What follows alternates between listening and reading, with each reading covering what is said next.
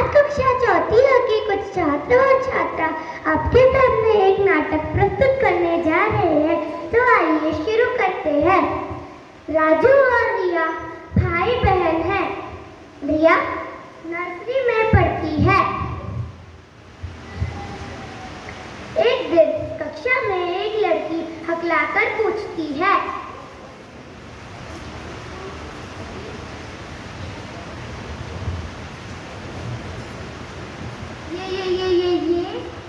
कौन सी कक्षा है?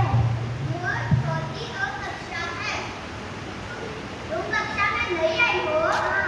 तुम्हारा नाम क्या है? मेरा नाम अनु है। तुम कहाँ रहती हो?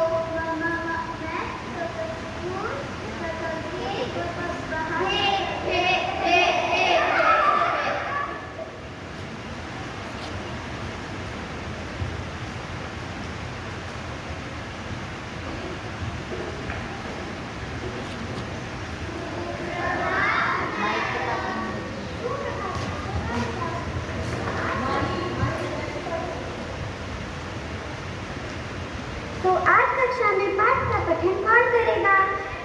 आज कक्षा में पाठ का पठन अनु करेगी।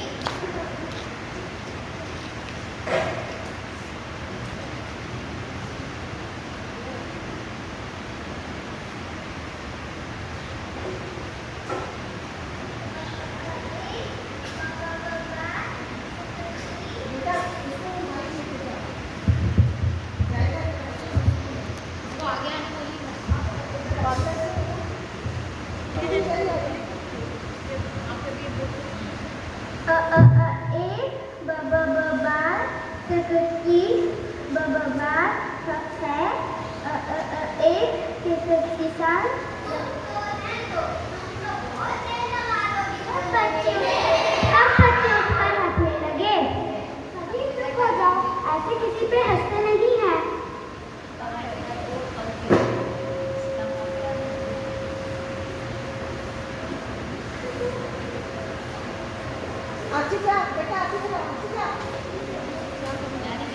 राजू की कक्षा में दो बच्चे मोटे थे। राजू उन्हें छोटा और मोटा हाथी के नाम से चिढ़ाता था और मोटा मोटा करता बुलाता। छोटा हाथी, मोटा हाथी, तुमको समझ नहीं आता, कितने आलू की तरह हो गए हो।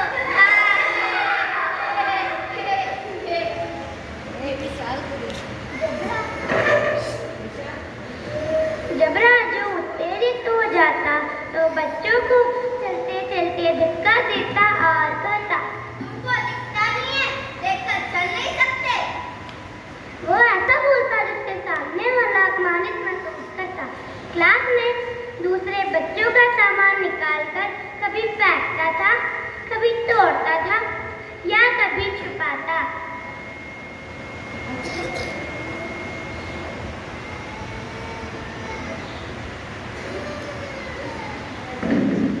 रिया अपनी कक्षा में बुलिंग का शिकार थी। वह घर पर बहुत उदास रहती थी और किसी से भी बात नहीं करती थी। क्या हुआ रिया? तुम इतनी उदास क्यों बैठी हो? किसी से बात क्यों नहीं करती? मुझे किसी से बात करना अच्छा नहीं लगता। फिर राजू को लगा कुछ तो हुआ है।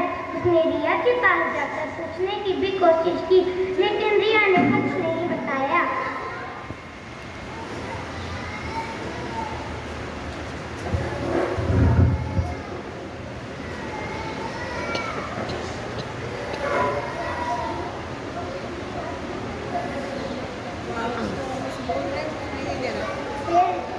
फिर राजू स्कूल में उस पर नजर रखने लगा।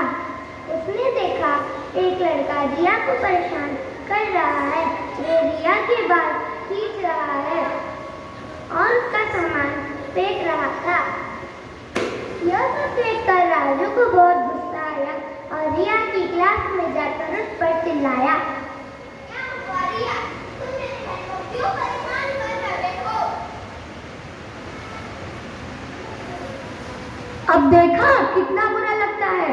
मैंने तुमसे बदला नहीं लिया, लेकिन तुम्हारी बहन से लेना पड़ा ताकि तुम्हें अपनी गलती का एहसास हो।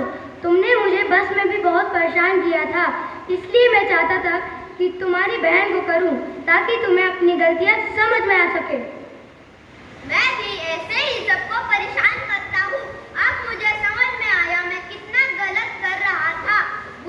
दोस्तों, बुलिंग एक अपराध है जो शारीरिक और मानसिक हानि पहुँचाता है।